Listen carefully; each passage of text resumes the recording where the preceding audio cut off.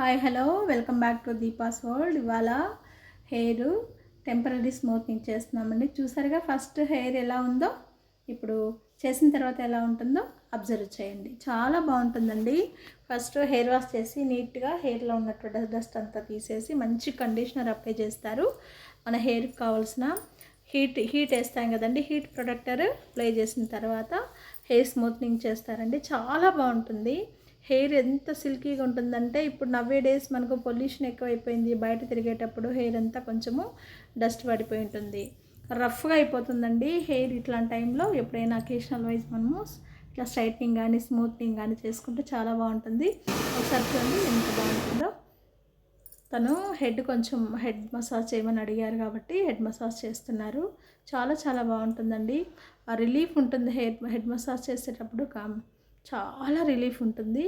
ఇప్పుడున్న మన లైఫ్లో అంతా స్ట్రెస్ లైఫే కదండి.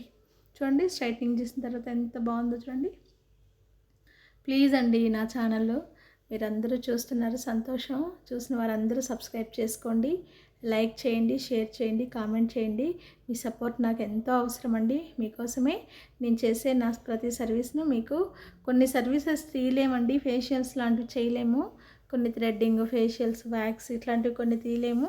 హెయిర్కి సంబంధించింది మాత్రం మీకు తీసి అప్లై చేస్తున్నాను. వీడియో తీసి అప్లోడ్ చేస్తున్నాను యూట్యూబ్లో.